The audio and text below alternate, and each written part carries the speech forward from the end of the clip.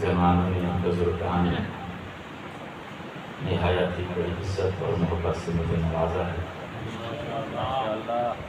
میں مولا کا جوار ہوں، آپ کا مہمان ہوں، دعا دے کے جا رہا ہوں۔ میں ممنون ہوں، مشکور ہوں آپ کی محبت کا، عزت نمائی کا۔ میری دعا ہے مالک آپ کے آستانے ہمیشہ آباد رکھے، تمہارے جانے کے بعد تمہاری نسل میں مولا اس ذکر کو پائے۔ کل کی گفتگو بڑی مشکل ضرور تھی، لیکن انتہائی ضروری پیغام تھا۔ بہت کم علماء ہیں جو اس چیز کو بیان کرتے ہیں کہ حشر کے دن جہاں باقی اعمال کا حساب ہوگا، وہاں انسان سے یہ بھی پوچھا جائے گا کہ دنیا میں رہتے ہوئے حکومت کے متعلق تیرا عقیدہ کیا تھا۔ تو میں نے کوشش کی ہے اس پیغام کو آپ تک پہنچا سکوں۔ چونکہ بہت کم پڑھا لکھا انسان ہوں تو معلوم نہیں ہے میرا یہ پیغام کہاں تک پہنچا ہے، لیکن آج کی گفتگو میں چاہتا ہوں اتنی آسان ہو کہ ہر انسان تک میری گفتگو پہنچے۔ مل کے ایک صلوات کا سہارا دیں۔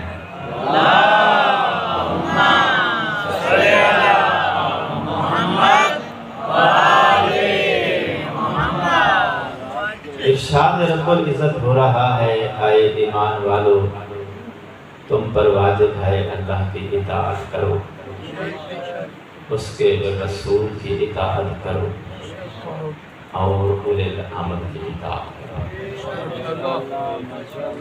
یہ اطاعت کا حکم کس نے دیا ہے؟ اللہ نے۔ کس کو دیا ہے؟ ایمان والوں کو۔ تو دنیا کا کوئی ایسا شریف انسان نہیں ہے جو اللہ کا اطاعت گزار نہ بننا چاہتا۔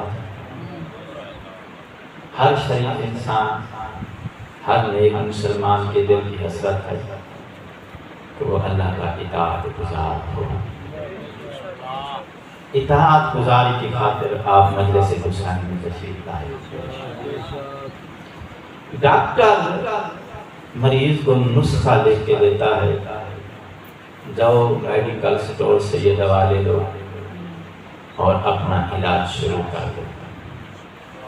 اور جو بندہ سمجھدار ہوتا ہے میڈیکل سٹور سے دوا لینے کے بعد ایک بار ڈاکٹر کو آ کے چیک ضرور کراتا ہے، تاکہ کہیں ایسا نہ ہو دوا شروع کر دے بیماری مزید بگڑ جائے، کچھ عرصے کے بعد پتہ چلے تو ڈاکٹر نے دوا لکھی تھی وہ اور تھی، اور جو یہ کھاتا رہا ہے یہ وہ والی دوا ہے۔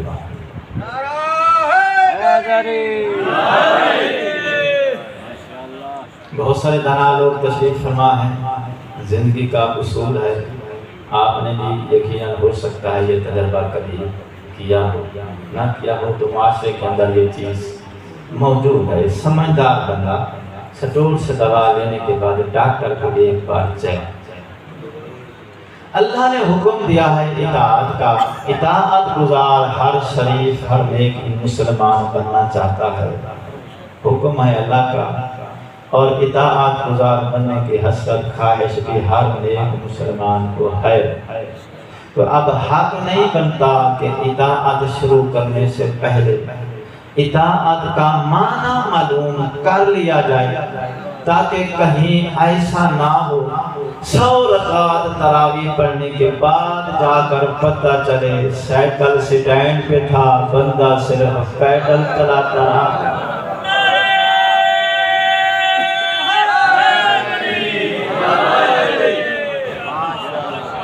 تو حق بنتا ہے کہ اطاعت شروع کرنے سے پہلے معلوم تو کر لیا جائے اللہ کو کون سی اطاعت مطلوب ہے، اطاعت کا معنی کیا ہے۔ تو اس مقام پر اطاعت کا جو معنی ہمارے بھائیوں نے بتایا پہلے میں وہ آپ کو سناتا ہوں، اجازت ہے؟ ہمارے بھائیوں نے اطاعت کا ترجمہ اور معنی یہ کیا ہے کہ اللہ نے جس بات کا حکم دیا ہے اس کو انجام دو، جس سے منع کیا ہے اس سے دور رہو۔ مطلب یہ کہ نماز کا پڑھنا اطاعت ہے، روزے کا رکھنا اطاعت ہے، حج کرنا اطاعت ہے، داڑھی بڑی رکھنا اطاعت ہے، شلوار چھوٹی رکھنا یہ اطاعت کے بغیر یار شلوار چھوٹی ہوتی جا رہی ہے، کچھ تو آخر مقصد ہوگا۔ تو مقصد یہ ہے کہ بھئی جو عبادتیں ہم کر رہے ہیں یہی اطاعت کا معنی ہے۔ میں نے کہا مولانا صاحب آپ ہمارے بڑے بھیا ہیں، ہم تو عمل پسند لوگ ہیں، چیلنج نہیں، گزارش تو کر سکتے ہیں، تم نے جو اطاعت کا معنی بیان کیا ہے اگر اللہ کو یہی والی اطاعت مطلوب ہے تو یہ والی اطاعت تو ابلیس بھی کرتا تھا۔ ابلیس نے کون سی نماز قضا کیا، کون سا سجدہ مس کیا ہے؟ روایات میں ہے اس نے اتنی جگہ بھی دھرتی کی نہیں چھوڑی جتنی جگہ تمہاری صفوں کے درمیان خالی پڑی، اتنی عبادت اطاعت گزاری کی کہ ملائکہ کا بھی استاد بن گیا۔ تم نے جو اطاعت کا معنی بیان کیا ہے اگر اللہ کو یہی اطاعت مطلوب ہے تو اس معنی والی اطاعت پر ابلیس پرفیکٹلی پورا اترا، تو پھر اس کو صلہ ملنا چاہیے، اس پہ لعنت کرنا۔ تو ابلیس پر لعنت کا آنا اس بات کی دلیل ہے تم نے جو اطاعت کا معنی بیان کیا ہے یہ والی اطاعت نہ اللہ کو مطلوب ہے نہ یہ اطاعت کا مکمل معنی ہے۔ یہ معنی نامکمل معنی ہے، یہ ادھورا اور ناقص معنی ہے۔ پھر اس نے مجھے کہا نجفی صاحب پھر تم بتلاؤ اطاعت کا مکمل معنی کیا ہے تاکہ ہمیں بھی پتہ چلے کہ ابلیس والی اطاعت نامکمل تھی، تاکہ ہمیں بھی پتہ چلے وہ مکمل اطاعت کون سی ہے جس کا اللہ نے حکم دیا ہے۔ تو میں نے کہا پیر امیر کی برکت سے جو میں نے سمجھا ہے مکمل معنی اطاعت کا یہ ہے اللہ کو بھی مانو، اللہ جسے منوائے اسے بھی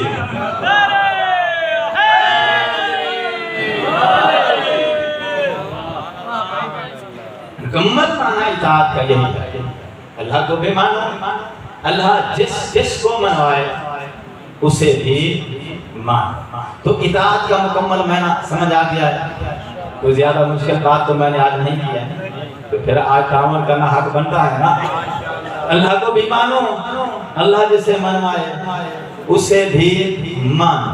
اطاعت گزاری کا خواہش تمنا حسرت آپ کو بھی ہے، تو میں مکمل میں نے بتا دیا ہے، اس کو محفوظ کرو۔ گفتگو کا آغاز کرنا چاہتا ہوں۔ اطاعت چیز ایک ایسی چیز ہے جو امتحان مانگتی ہے، ٹھیک ہے؟ اطاعت ایک ایسی چیز ہے جو آزمائش اور امتحان چاہتی ہے، امتحان سے گزرنے کے بعد جا کے پتہ چلتا ہے کون اطاعت گزار ہے، کون اطاعت گزار، تو امتحان کے بعد ہی فیصلہ ہوتا ہے۔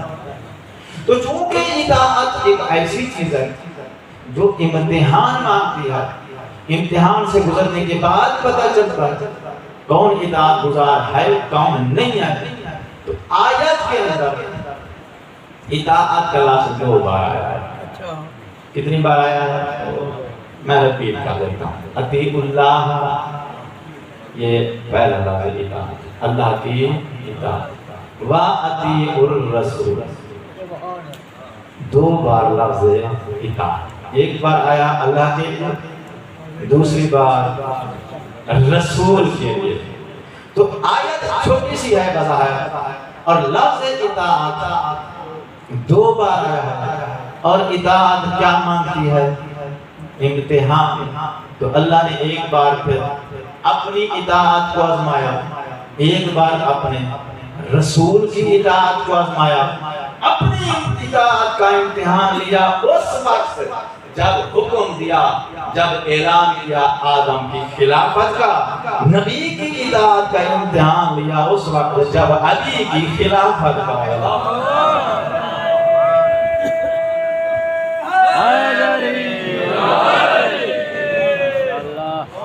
آدم کی خلافت کے وقت مقصد تھا آزمایا جائے کون اطاعت گزار ہے، کون اطاعت گزار۔ مولا علی کی خلافت کے وقت بھی فیصلہ محسوس تھا، کون اطاعت گزار ہے نبی کا، کون اطاعت گزار نبی کا نہیں ہے۔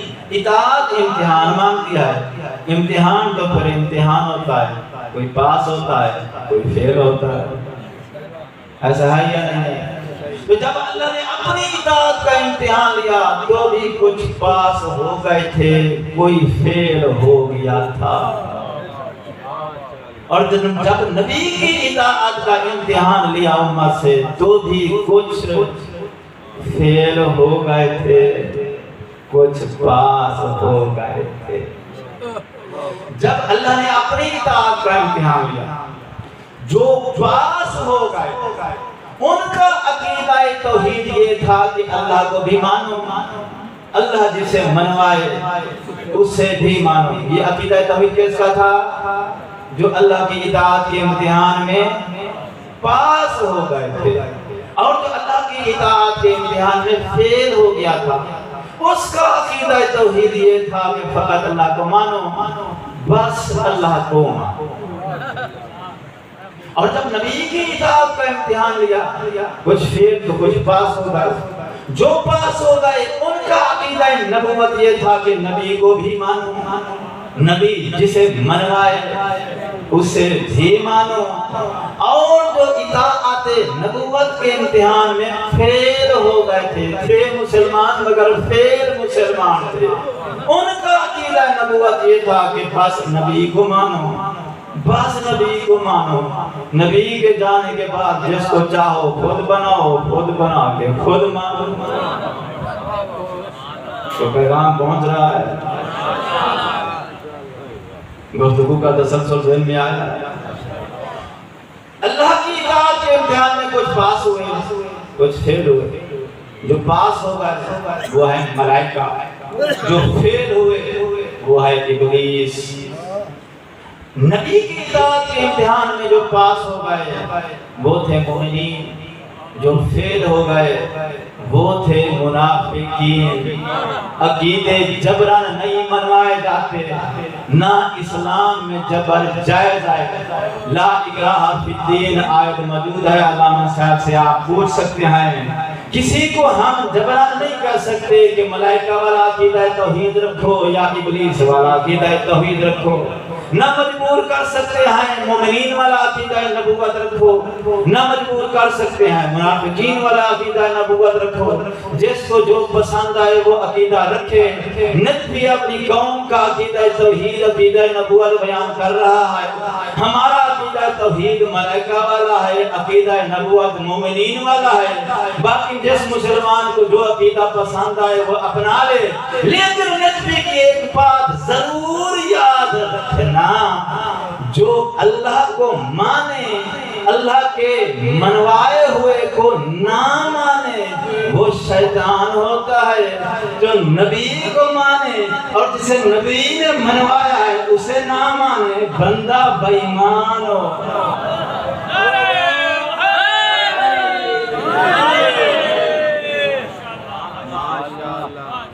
اور یہ کوئی ذاکری نہیں ہے، میں نے یہ جملات داد دینے کی لالچ میں نہیں، حقیقت ہے جو پہنچا رہا ہوں۔ سن لے عالم اسلام کان کھول کے، ابلیس پہ لعنت اس وجہ سے نہیں آئی کہ وہ اللہ کو نہیں مانتا تھا، اس پہ لعنت اس وجہ سے آئی تھی کہ چونکہ وہ اسے نہیں مانتا تھا جس کو اللہ نے منوایا تھا۔ اور سنو سنو مسجد نبوی کے اندر میرے نبی کی موجودگی میں صحابہ کرام کے مجمع کے اندر دشمن ولایت علی نعمان فہری کے اوپر اللہ کا عذاب اس لیے نہیں آیا تھا وہ نبی کو نہیں مانتا تھا، بلکہ اس لیے آیا تھا کیونکہ وہ اسے نہیں مانتا تھا جس کو نبی نے منوایا۔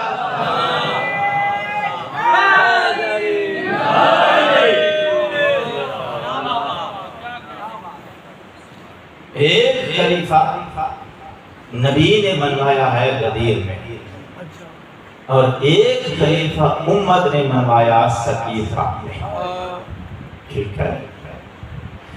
جو نبی نے منوایا، نبی کی اطاعت اور نافرمانی کا تعلق اس خلیفے سے ہے جسے نبی نے منوایا تھا۔ سقیفہ میں جو امت نے منوایا ہے اس خلیفے کو ماننا نہ ماننا نبی کی اطاعت اور نافرمانی نہیں، بلکہ یہ امت کی نافرمانی اور امت کی اطاعت۔ تو سقیفے والے خلیفے کو جو مانتا ہے، سقیفے والے خلیفے کو ماننا امت کی اطاعت ہے، نبی کی اطاعت نہیں۔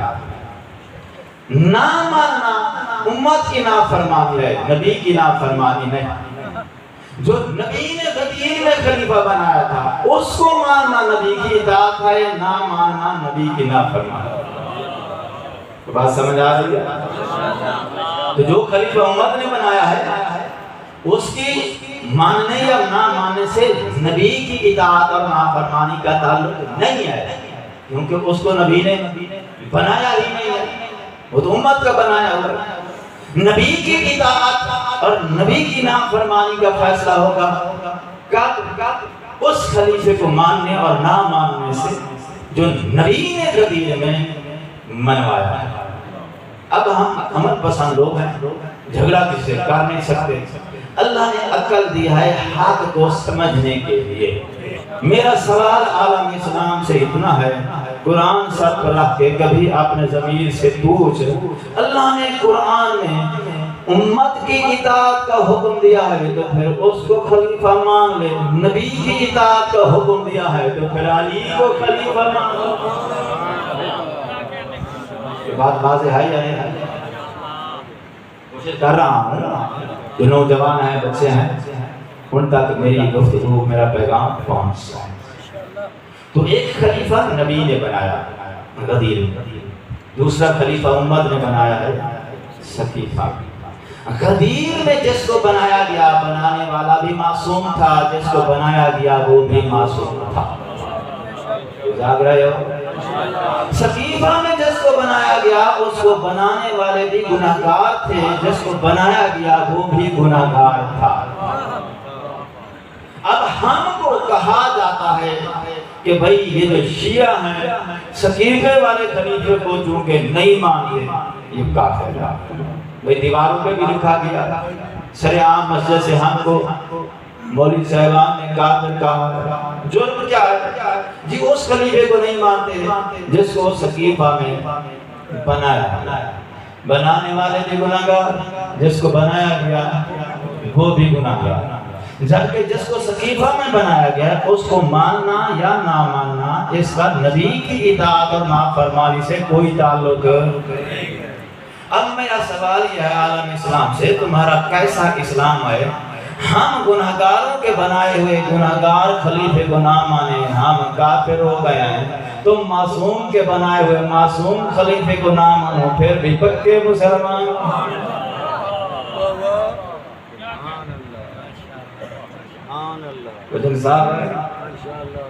یہ وہ دور ہے جس دور میں جھوٹ کو سچ، سچ کو جھوٹ کہا جا رہا ہے، مسلمان کو کافر، کافر کو مسلمان۔ تو لہذا تھوڑا ہوشیار ہو کے رہیں، یہ حالات، یہ زمانہ بڑا پر خطر ہے، ٹھیک ہے؟ تو اللہ نے اس آیت کے اندر لفظ اطاعت دو بار استعمال کیا، اور اطاعت کا معنی، مکمل اطاعت کا معنی کیا ہے؟ اللہ کو بھی مانو، اللہ جس سے منوائے اس سے بھی مانو۔ تو اللہ نے منوایا ہے جس سلسلے کو اس سلسلے کو کہتے ہیں سلسلہ نبوت. تو ہم توحید کو بھی مانتے ہیں، نبوت کو بھی مانتے ہیں، اور نبی کی مکمل اطاعت یہ ہے کہ نبی کو بھی مانو، نبی جسے منوائے اسے بھی مانو. تو نبی نے غدیر میں جو سلسلہ منوایا ہے اسے کہتے ہیں سلسلہ امام. تو ہمارا عقیدہ توحید پر بھی ہے، توحید نے جس سلسلے کو منوایا نبوت پر بھی ہے، اور نبوت پر ایمان کے ساتھ پھر نبوت نے جس سلسلے کو منوایا امامت پر بھی ہمارا عقیدہ ہے. توحید، نبوت اور امامت، ان تین ہستیوں کی اطاعت کا اللہ نے حکم دیا ہے. اب سوچنے کی بات یہ ہے کہ تین ہستیوں کی ہی اطاعت کا حکم دیا ہے، اس سے کم یا زیادہ ہستیوں کی اطاعت کا حکم کیوں نہیں دیا گیا؟ سوال وارد ہے نا. تو صرف تین ہی ہستیوں کا اطاعت کا حکم دیا گیا. اس کا راز کیا ہے؟ اس کا راز یہ ہے چونکہ بیماریاں تین ہیں. تین ہستیوں کی اطاعت کا حکم اس لیے ہے چونکہ بیماریاں تین ہیں: شرک، کفر، نفاق. جس کو یقین نہ آئے میں قرآن کے لکھ کر دینے کو تیار ہوں قسم سے، یہ تینوں بیماریاں پکی بات ہے یا نہیں؟ اور یہ تینوں بیماریاں، اور گھٹنے کی نہیں، دل کی بیماریاں. یہ تینوں بیماریاں جو ہیں یہ دل کی بیماریاں. اور ان بیماریوں سے اب علاج کیسے ہوگا؟ ضرورت ہے یا نہیں ہے؟ اب علاج کا طریقہ یہ ہے، قانون یہ کہتا ہے ضدان لا یجتمعان فی شیء واحد فی وقت واحد. بہت سارے علماء بیٹھے ہیں اس لیے میرے منہ سے عربی کا جملہ نکل گیا ہے، ویسے عربی دان ہوں نہیں، ٹھیک ہے؟ کوئی یہ سمجھے کہ شاید کسی منطق بیان کر رہا ہے. دو اپوزٹ چیزیں ایک وقت میں ایک ظرف میں جمع نہیں ہو سکتے. دن اور رات اپوزٹ جمع ہو سکتے ہیں، سیاہ اور سفید اپوزٹ جمع ہو سکتے ہیں، آگ اور پانی اپوزٹ جمع ہو سکتے ہیں؟ نہیں ہو سکتے. تو قانون کیا ہے؟ جس جگہ پہ آگ ہے وہاں پانی آئے گا تو آگ ختم ہو جائے گی، رات ہے دن آئے گا تو رات. اپوزٹ چیز آئے گی تو اپنی اپوزٹ کو وہ مٹا دیتی ہے. یہ تینوں بیماریاں شرک، کفر، نفاق بیماری ہے دل کی.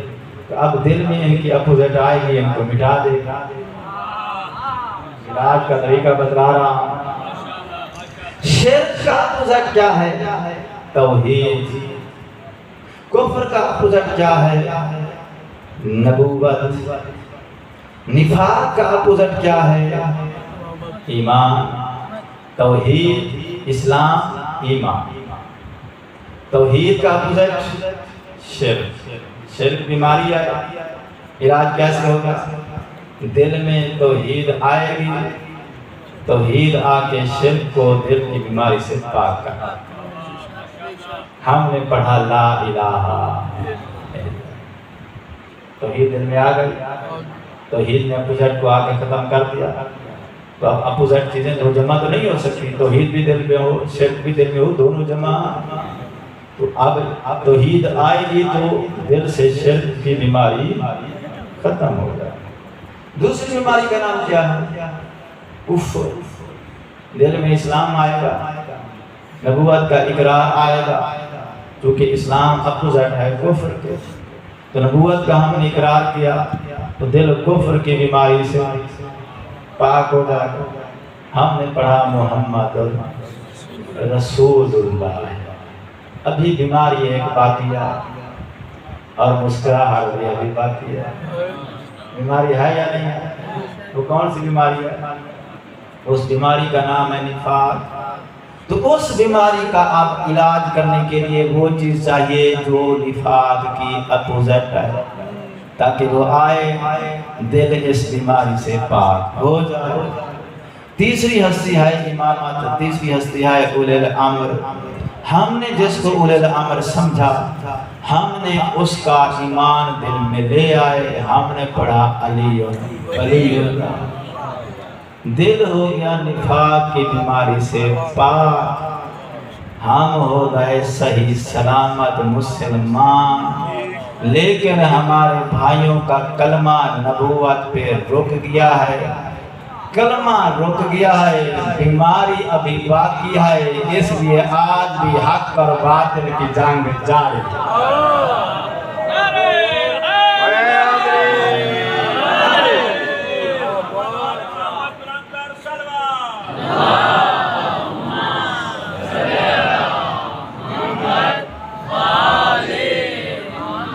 تو بیماری انسان کو پھر سونے نہیں دیتی، بیماری شدید ہو تو انسان پھر کچھ نہ کچھ غلط صحیح کوئی اوٹ پٹانگ حرکت، بیماری جو ہوئی تو بیماری تو نہیں بیٹھنے دیتی نا، تو بیماری ہے، اس لیے کچھ ہمارے ہمسائے جو ہیں بیچارے آرام سے نہیں بیٹھ سکتے، حق اور باطل کی جنگ جاری ہے، بیماری ہے تو پھر جنگ جاری ہے، جب تک اس بیماری کا علاج نہیں ہوگا تب تک اسلام میں امن قائم نہیں ہو سکتا۔ تو بات سمجھ آ رہی ہے؟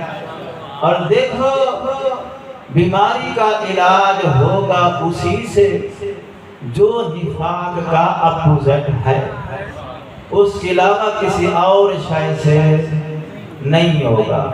میں آپ کو بتلاتا ہوں، دن اپوزٹ رات کا ہے، سفید اپوزٹ سیاہ کا ہے، کڑوا اپوزٹ میٹھے کا ہے۔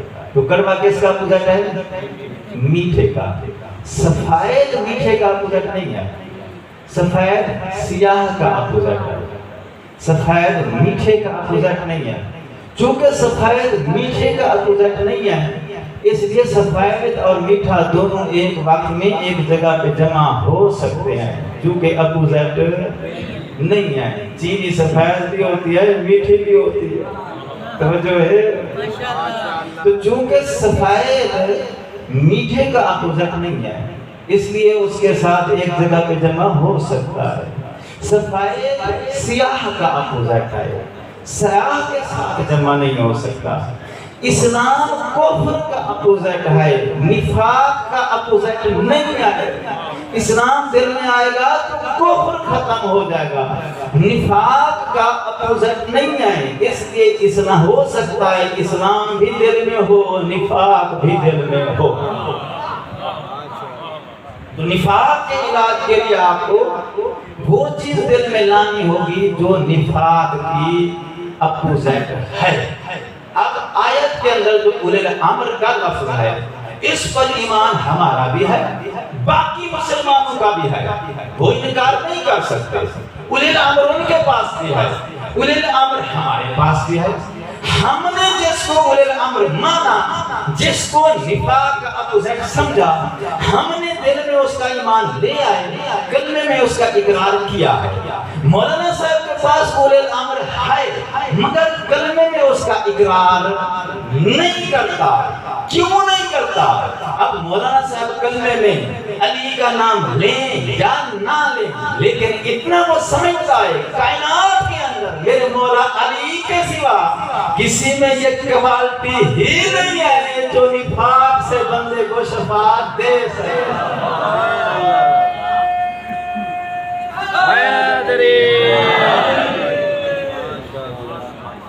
اگر علی کے علاوہ کوئی اور کمپنی بھی ایسی دوا ایجاد کر سکتے تو متبادل ادویات ہوتے ہیں کہ نہیں ہوتے؟ تو علی کا متبادل کائنات میں اللہ نے بنایا ہی نہیں ہے۔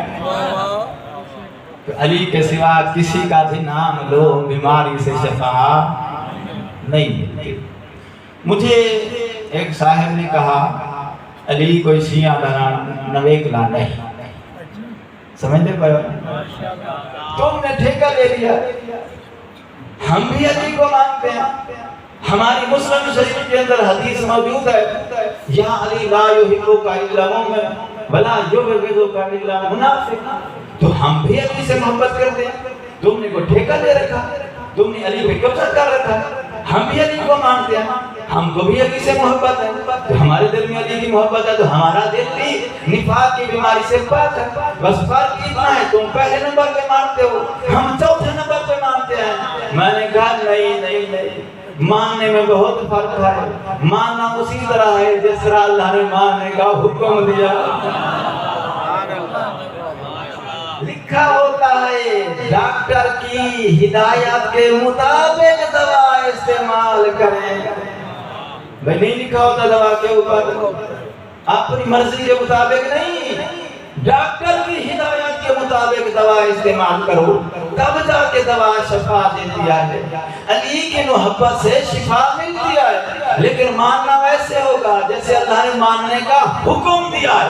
अल्लाह ने मानने का जो हुक्म दिया है, अल्लाह ने जो मानने का तरीका बताया है, वो ये है कि अल्लाह को मानने से पहले उसका इनकार करो जो अल्लाह के मुकाबले में आया। तो डायरेक्ट अल्लाह नहीं, पहले ला इलाहा। ये ला इलाहा कौन है? अल्लाह का जो शरीक है, पहले उसकी आपने ला कह के इनकार करना है। जो अल्लाह के मुकाबले में आए पहले इनकार करो, फिर अल्लाह को मानो। नबी को मानने से पहले उनका इनकार करो जो नबी के मुकाबले में आए थे। अगर तुम अल्लाह को भी मानो और जो अल्लाह के मुकाबले में भी आए थे उनको भी मानो, तो तौहीद को मानने से फिर दिल शिर्क की बीमारी से पाक नहीं होगा। नबी को भी मानो जो नबी के मुकाबले में आए थे, उनको भी मानो तो दिल कुफ्र की बीमारी से पाक नहीं होगा। पाक करने का तरीका ये है, जो तौहीद के मुकाबले में आया था, तौहीद को मानने से पहले उसका इनकार करो। कुफ्र से पाक होने का तरीका यह है, जो नबी के मुकाबले में आया था, नबी को मानने से पहले उसका इनकार करो। हम अली को उसी मीज़ान पे मानते हैं जिस मीज़ान पे तौहीद को मानते हैं। हम अली को उसी मीज़ान पे मानते हैं जिस मीज़ान मेयार पर हम नबुव्वत को मानते हैं। तेरे और मेरे में फर्क यह है, हमारे मानने का तरीका वही है जो तौहीद और नबुव्वत को मानने का तरीका है। तू अली को भी राज़ी अल्लाह मानता है, जो मुकाबले में आए उसको भी राज़ी अल्लाह मानता है।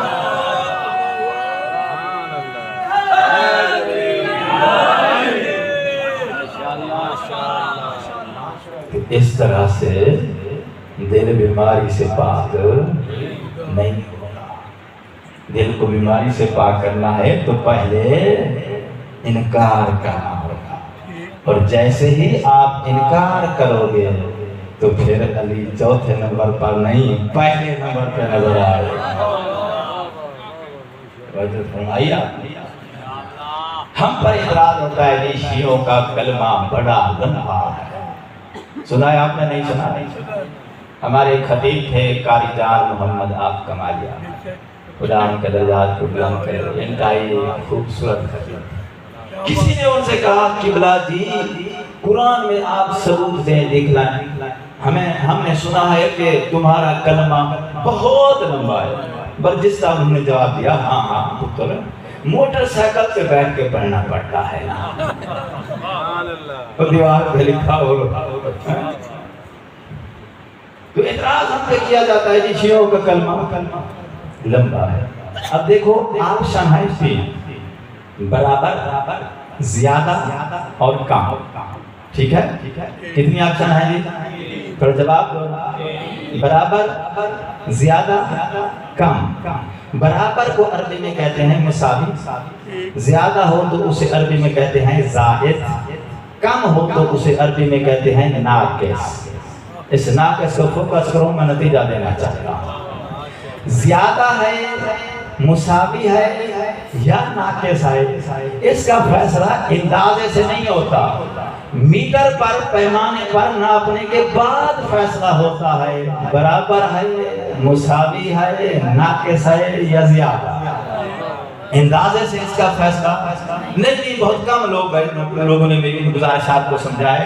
दर्जी के पास जाओ तो उसके पास एक मीटर होता है, कपड़े वाले के पास जाओ, कपड़ा खरीदना हो तो उसके पास भी एक دودھ دینے والے گوالے کے پاس بھی ایک پیمانہ ہوتا ہے، اس پیمانے سے میٹر سے کیا فیصلہ کیا جاتا ہے؟ چیز برابر ہے، کم ہے یا اگر میٹر اور پیمانہ نہ ہو تو کم برابر یا ناقص کا فیصلہ نہیں دیا جا سکتا۔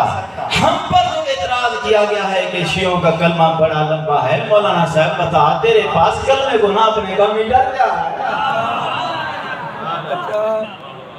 جاؤ، قرآن کے سوا ہم کسی پیمانے کو تسلیم نہیں کرتے۔ اللہ کا قرآن صرف میٹر ہے، پیمانہ ہے، جس کے اوپر کلمے کو، ایمان کو ناپا اور تولا جا سکتا ہے۔ جاؤ تم بھی اپنا کلمہ لے آؤ، ہم بھی اپنا کلمہ لے آتے ہیں۔ اللہ کے قرآن پر، اللہ کی آیت کے اوپر ناپ کر کے دیکھ لیتے ہیں، ہمارا کلمہ آیت سے بڑھ گیا، اتنا بڑھا اتنا کاٹ دیں گے۔ تیرا کلمہ آیت سے ناقص نکلا تو پھر ماننا پڑے گا جس کا کلمہ ناقص ہو اس کا اسلام بھی ناقص ہوگا۔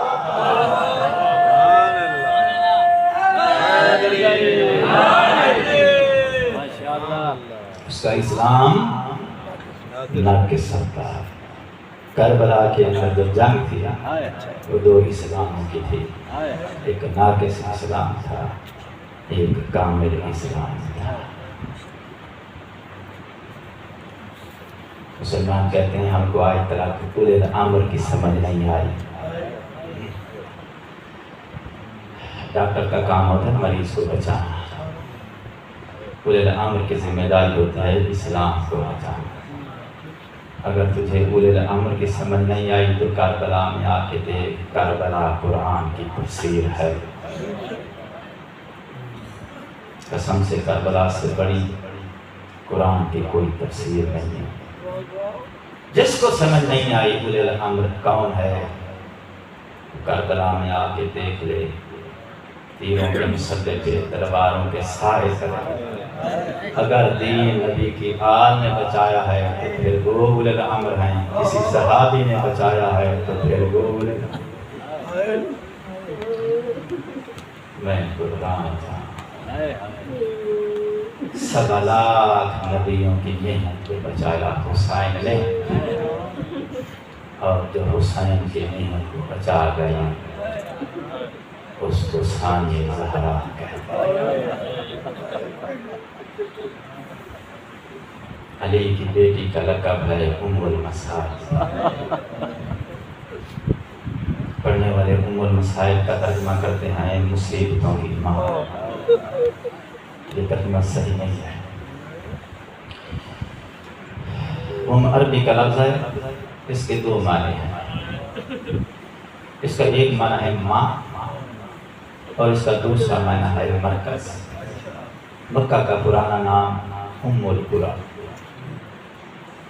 کیونکہ ارد گرد میں جتنی بستیاں تھیں ان بستیوں کے رہنے والے مکے کی طرف رجوع کرتے تھے۔ ام کا معنی ہے مرکز، ام القری تمام بستیوں کا مرکز۔ سمندر کو عربی میں کہتے ہیں ام البحور، دریاؤں کا مرکز۔ پہاڑ سے چشمہ پھوٹتا ہے، چشموں سے ندیاں بہتی ہیں، ندیوں سے دریا بنتے ہیں، دنیا کے تمام دریا جا کے جہاں جمع ہوتے ہیں، وہ ہے دریاؤں کا مرکز۔ مرکز کو عربی میں کہتے ہیں بیٹی کا نام ہے ام المصائب، مصائب کا مرکز، جہاں دنیا کے تمام مصائب کے حل ختم ہوتے ہیں۔ میں قربان، وہ پہاڑ سے چشمہ، چشمے سے ندیاں، ندیوں سے دریا، دریاؤں کا مرکز سمندر۔ مثال ذہن میں رہے، میں ایک حوالہ تاریخ کا عرض کرنا چاہتا ہوں۔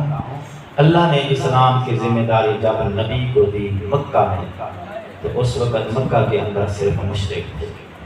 مشرک توحید کا دشمن ہوتا ہے۔ اسلام کی ذمہ داری اللہ نے نبی کو دی تھی، اور اسلام کی نصرت کی ذمہ داری اللہ نے ابو طالب کو عطا کی۔ جب محافظ اسلام بن کے ابو طالب سامنے آیا تو صرف ایک قسم کا دشمن تھا، توحید کا دشمن جس کو مشرک کہتے ہیں۔ ابو طالب کی وفات کے بعد مدینے آ گئے۔ جب مدینے میں آئے، اسلام کی ذمہ داری پھر بھی نبی کے پاس تھی، لیکن اسلام کی نصرت کی ذمہ داری ابو طالب کے بیٹے علی کے پاس تھی۔ اور جب مدینے آئے تو مدینے کے اندر توحید کے دشمن مشرک بھی موجود تھے، نبی اور اسلام کے دشمن کافر بھی موجود تھے۔ کافر اسلام کا دشمن ہوتا ہے، مشرک توحید کا دشمن ہوتا ہے۔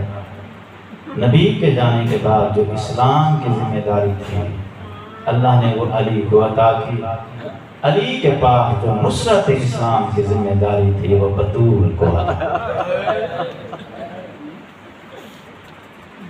پھر مسلمانوں نے بطول کو محافظ اسلام سمجھا، بطول کو ظلم کیا۔ کہتے ہیں کہ علی نے تلوار کیوں نہیں اٹھائی؟ تلوار اٹھانا محافظ کی ذمہ داری ہے۔ نبی کے جانے کے بعد علی کے پاس اسلام کی نصرت کی نہیں، اسلام کی ذمہ داری تھی۔ نصرت کی ذمہ داری پاک بطول کے پاس تھی۔ عورت پر تلوار اٹھانا اسلام میں جائز نہیں، چونکہ بطول کے پاس نصرت کی ذمہ داری تھی، اس لیے پھر پاک بطول نے مولا علی کو وصیت فرمائی، یا علی میرے جانے کے بعد ام البنین سے شادی۔ غازی عباس کا نام بھی خود رکھا، نشانی کے طور پہ کپڑے چولے بھی بنا کے گئے تھے، کیونکہ جانتی تھی میرے جانے کے بعد اسلام کی نصرت کی ذمہ داری پھر غازی عباس نبھائے گا۔ علی کے بعد اسلام کی ذمہ داری حسن کو ملی، اسلام کی نصرت کی ذمہ داری جناب عباس کے پاس تھی۔ حسن کے بعد اسلام کی ذمہ داری حسین کو ملی، اسلام کی نصرت کی ذمہ داری تو بھی عباس کے پاس تھی۔ کربلا کے میدان میں جو ذمہ داری حسین کے پاس تھی وہ سجاد کو مل گئی، جو عباس کے پاس تھی وہ زینب کو مل گئی۔ شام غریباں کے بعد سجاد حسین بن گیا، زینب عباس بن گئی۔ عباس علی کا بیٹا تھا، اس لیے کسی کی جرت نہیں ہو سکی کوئی عباس کے قریب آتا۔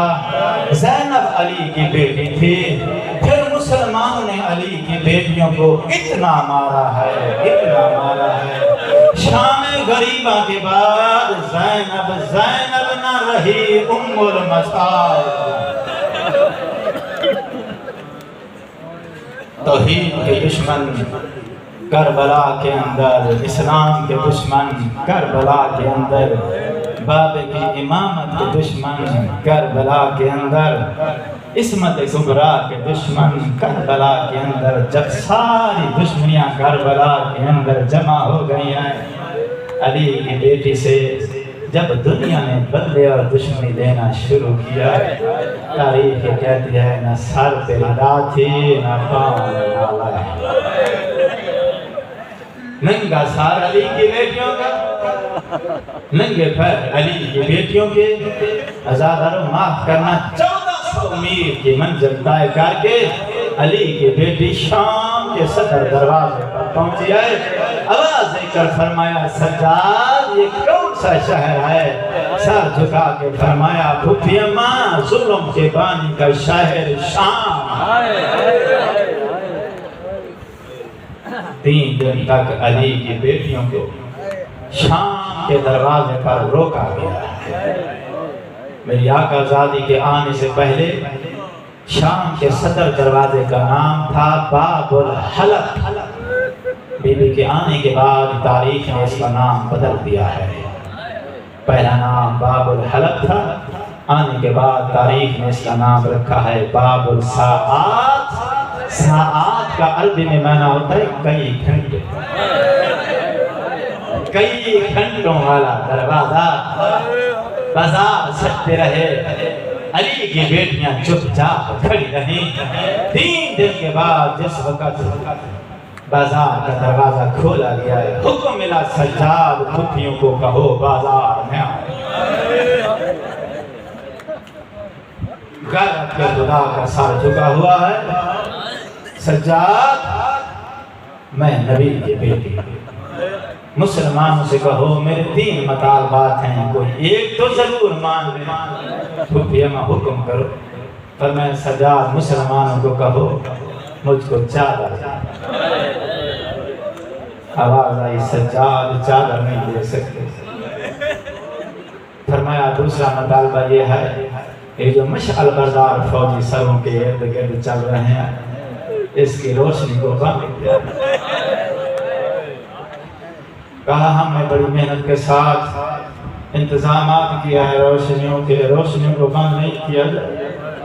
फरमाया फिर तीसरा मतालबा यह है कि मुझे उस बाजार से ले चलो जहाँ मुसलमानों की भीड़ ना। आगे सर वाला काफिला है, नेज़े बरदारों ने सर सांगों पे उठाए हुए हैं।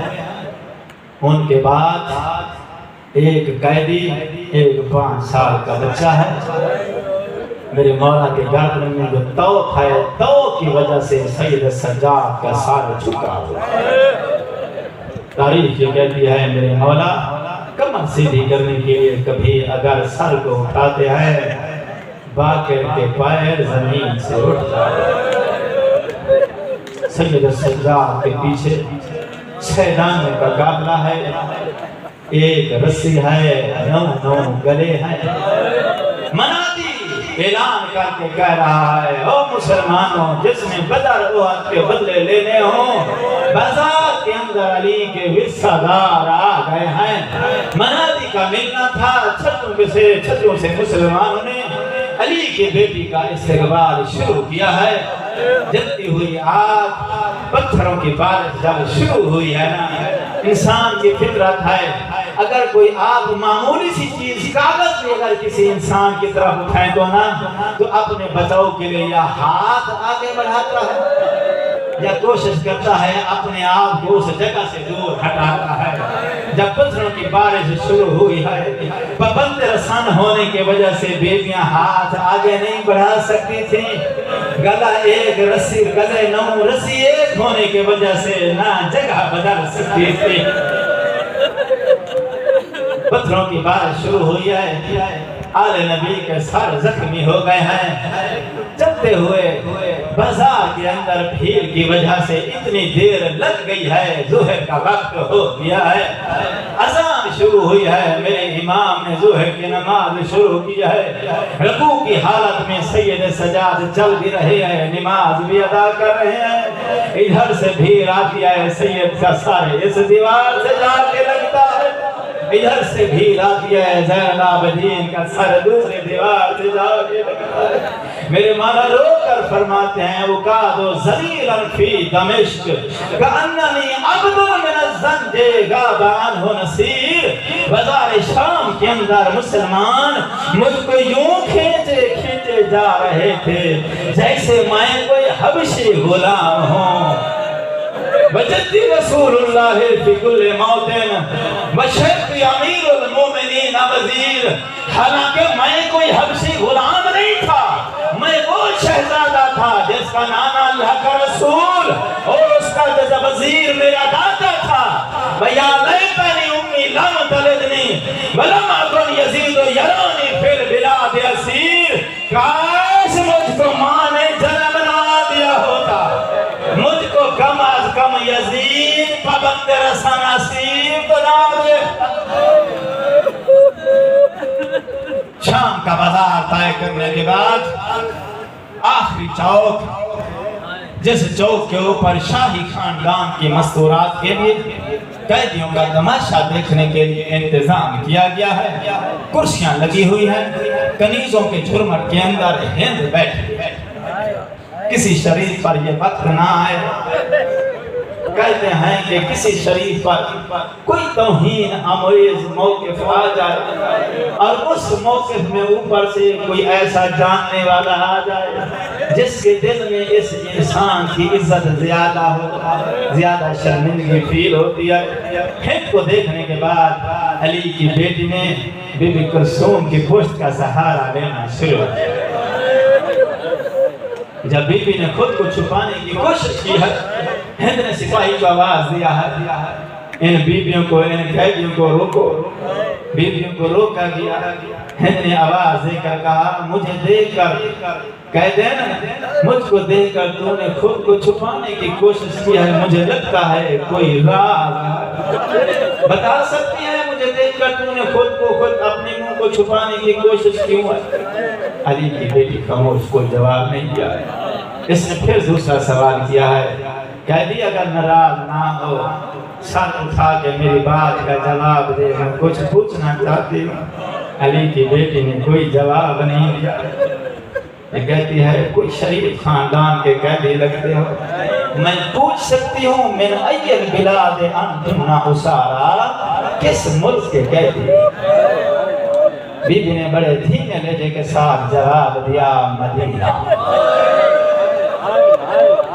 मदीने का नाम आया, हिंद से कुर्सी छूट गई है। अदब का हाथ पेशानी पर रख के कहती है, मदीने के रहने वालों पर मेरा सलाम। मदीने के रहने वाली है, कुर्सी छोड़ के बीवी के करीब आई है। कहती है, मदीने के साथ मेरी बड़ी यादें वाबस्ता है। बीवी कहती है, बता मदीने में तेरा कोई रहता है? मदीने के साथ तेरा क्या रिश्ता है? हिंद कहती है, ये बहुत बड़ी एक लंबी कहानी है। पैदाशी माजूर थी, तबीबों ने मुझे लाइलाज किया था। किसी के कहने पर मेरा बाप मुझे मदीने लेकर गया था। मदीने के शफा खाने में वहाँ एक महल्ला बनी हाशिम है, बड़े सरदार का नाम हुसैन है, उनके छोटे सरदार का नाम अब्बास है। मेरे मुर्शिद हुसैन की एक बहन है, बड़ी इज्जतदार है। मजमायाम भीड़ ना होती, उसका नाम भी मैं तुझे जरूर बतलाती, ना महनों की भीड़ में मैं उसका नाम नहीं ले सकती। उस घराने से मुझे शफा मिली थी। मेरे बाप ने मुझे मेरी आकाज़ादी की कनीज़ी ने खिदमत के लिए 2 साल मुझे वहाँ छोड़ा था। मैंने अली की बेटे से कुरान पढ़ा था। मेरी मुर्शिदादी का एक बेटा था, बेटा हुसैन का था, पाला मेरी आकाज़ादी ने था, नाम अली अकबर। अब तो वो जवान होगा। बस सवाल इतना पूछना है, कभी मेरे मुर्शिद हुसैन की ज़ियारत नसीब हुई है? महल्ला बनी हाशिम की हवेली में कभी गई हो, मेरी आकाज़ादी का सलाम किया? कभी मुझे ये खबर दे दे, अली अकबर की शादी हो गई है या नहीं हुई है? अगर मुझे बतला दे हुसैन की ज़ियारत की है, या कभी मेरी आकाज़ादी का सलाम किया है, या मुझको ये खुशखबरी सुना दे, मेरे हुसैन ने अकबर की शादी कर दी है, मैं इस मुल्क की मलका हूँ, तेरी रिहाई का इंतजाम करूंगी। बीबी रोकर फरमाती है, शरीफों पर बरकत आ जाते हैं, मौसम बदल जाते हैं, बादशाह कैदी बन जाते हैं, गुलाम हाकिम बन जाते हैं। हमारे साथ तेरे हुसैन, अगर हुसैन का पोस्ती है तो वो नेज़े पर दे, जो तिलावत कर रहा है यही तेरा मुर्शिद हुसैन है। गाजी का पोस्ती है तो शिमर के घोड़े की गर्दन में दे, जो सर नजर आ रहा है ये तेरा मुर्शिद गाजी अब्बास है। अली अकबर का पोस्ती है, अकबर की शादी नहीं हुई है, जिसकी रेस नीमत से फूट रही है, नेज़े पर दे भी ये खूबसूरत जवान अली अकबर है। हमारा साइंस बाजार के अंदर बालू के सिवा मेरे पास पैसा नहीं है, मैं बाल नहीं हटा सकती। पहचान सकती है तो पहचान, मैं तेरे मुर्शिद ज़ैनब हूँ। इन्ना लिल्लाहि व इन्ना इलैहि राजिऊन। सय्यदुल लज़ीना ज़लमू व यमुनकलिबून लानतुल्लाहि अला अअदाइहिम मलऊनीन अजमईन। अस्तगफिरुल्लाह रब्बी व अस्तगफिरुल्लाह। मेरे मालिक, हमारी इस करीब से इबादत को अल्लाह हमें कबूल फरमाए। मेरे मालिक, हमारे सगीरा व कबीरा गुनाह माफ़ फरमा, हमारे वालिदैन के सगीरा व कबीरा गुनाह माफ़ फरमा।